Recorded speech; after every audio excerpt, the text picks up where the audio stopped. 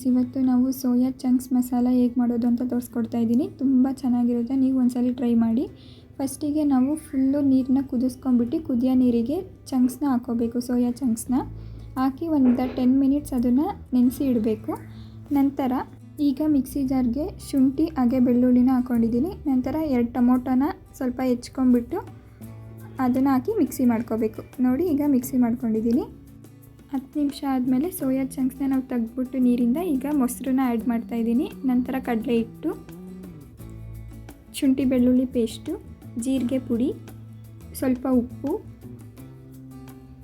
ಧನಿಯಾ powder, ಖಾರದ ಪುಡಿ, ಹಾಗೆ ಸ್ವಲ್ಪ ಗರಂ ಮಸಾಲ. ಈಗ ಕಸ್ತೂರಿ ಮೇಥಿನ ಹಾಕ್ಕೊತಾ ಇದ್ದೀನಿ.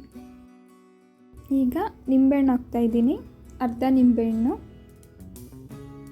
ನಂತರ ಅದಕ್ಕೆ ಈಗ ದಪ್ಪ ದಪ್ಪ ಹೆಚ್ಕೊಂಡಿರೋ ಸ್ಕ್ವಯರಾಗಿ ಈರುಳ್ಳಿ, ಟೊಮೊಟೊ ಹಾಗೆ ಕ್ಯಾಪ್ಸಿಕಮ್ ಹಾಕಿ ಚೆನ್ನಾಗಿ ಮಿಕ್ಸ್ ಮಾಡಬೇಕು. ಮಿಕ್ಸ್ ಮಾಡಿ ಒಂದು 15 ಮಿನಿಟ್ಸ್ ಮ್ಯಾರಿನೇಟ್ ಮಾಡಿ ಇಡಬೇಕು. ಒಂದು ಪ್ಯಾನ್ಗೆ ಆಯಿಲ್ ಹಾಕ್ತಾಯಿದ್ದೀನಿ. ನಂತರ ನಾವು 10 to 15 ಮಿನಿಟ್ಸ್ ಮ್ಯಾರಿನೇಟ್ ಮಾಡಿ ಇಟ್ಕೊಂಡಿರೋಂಥ ಮಸಾಲೆನ ಎಲ್ಲ ಹಾಕ್ತಾಯಿದ್ದೀವಿ. ಇದು ಹಾಕ್ಬಿಟ್ಟು ಚೆನ್ನಾಗಿ ಒಂದು 10 ಮಿನಿಟ್ಸ್ ನಾವು ಬೇಯಿಸಬೇಕು. ಈಗ ಒಂದು ಪ್ಯಾನ್ಗೆ ಮತ್ತೆ ಆಯಿಲ್ ಹಾಕಿ ಜೀರಿಗೆ ಹಾಕ್ತಾಯಿದ್ದೀನಿ. ನಂತರ ಚಿಕ್ಕದಾಗಿ ಹೆಚ್ಕೊಂಡಿರೋ ಈರುಳ್ಳಿನ ಹಾಕಬೇಕು. ನಂತರ ನಾವು ರುಬ್ಬಿರೋ ಅಂತಹ ಟೊಮೊಟೊ ಪ್ಯೂರಿನ ಹಾಕ್ತಾಯಿದ್ದೀನಿ. ಈಗ ಒಂದು ಸ್ವಲ್ಪ ಖಾರದ ಪುಡಿ, ಧನಿಯಾ ಪುಡಿ, ಹಾಗೆಯೇ ಸ್ವಲ್ಪ ಗರಂ ಮಸಾಲ, ಹಾಗೆ ಜೀರಿಗೆ ಪುಡಿ ಇದನ್ನೆಲ್ಲ ಹಾಕಿ ಚೆನ್ನಾಗಿ ಒಂದು 5 ಮಿನಿಟ್ಸ್ ಕುಕ್ ಮಾಡಿ ಸ್ವಲ್ಪ ಉಪ್ಪು ರುಚಿಗೆ ತಕ್ಕಷ್ಟು. ನಂತರ ಇದನ್ನು ನಾವು ಮತ್ತೆ ಆ ಮಸಾಲೆಗೆ ಆ್ಯಡ್ ಮಾಡ್ಕೋಬೇಕು.